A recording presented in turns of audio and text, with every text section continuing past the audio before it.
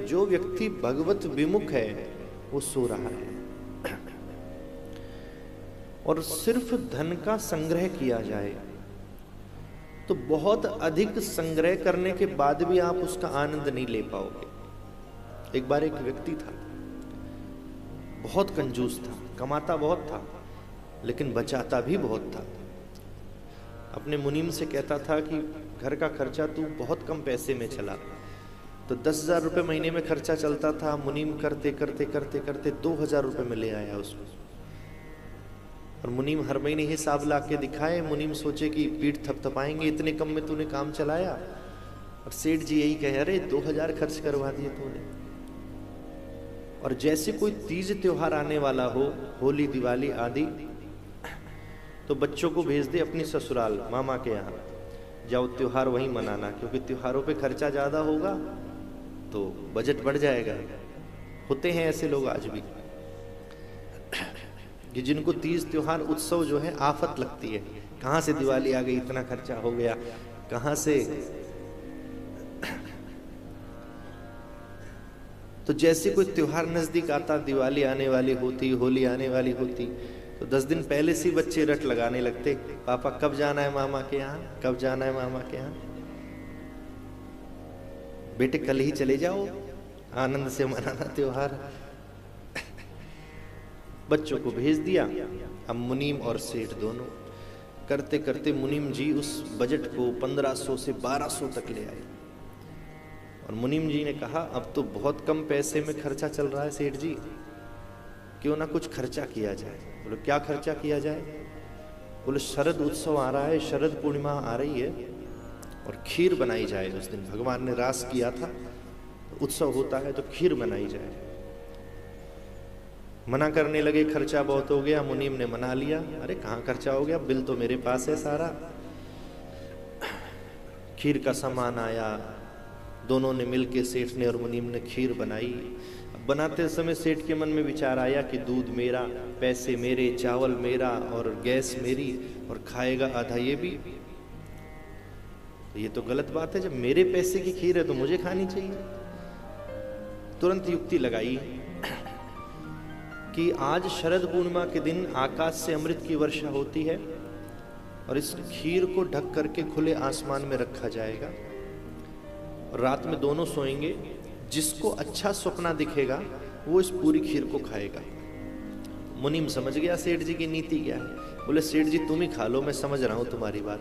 बोले नहीं नहीं, मैं खाने के लिए नहीं कह रहा ऐसा, जो सपना देखेगा वो जीतेगा। मुनीम ने कहा ठीक है, हम भी तुमसे ही सीखे हैं ये कला। व्यक्ति पास रहता है तो सारे गुण सीख जाता है।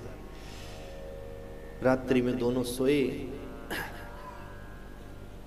सेठ जी को सपना दिखा या नहीं दिखा कि हम स्वर्ग में पहुंच गए, इंद्र के सिंहासन पर बैठ गए, बड़ी बड़ी अप्सराएं सेवा में लग गई, आदि आदि जो भी। सुबह उठे दोनों।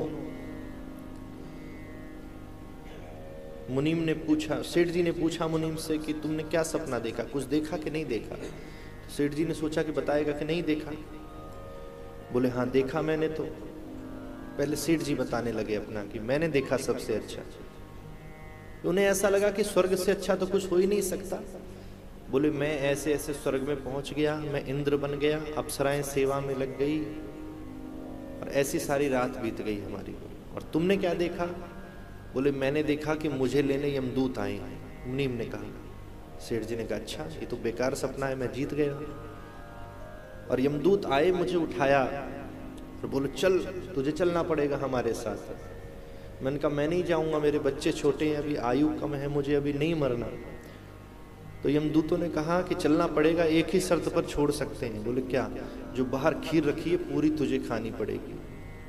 मुनीम ने कहा मैं खा लूंगा, बस जान बकस दो। डंडा लेकर यमदूत खड़े हो गए और सारी खीर मुझे खिला दी।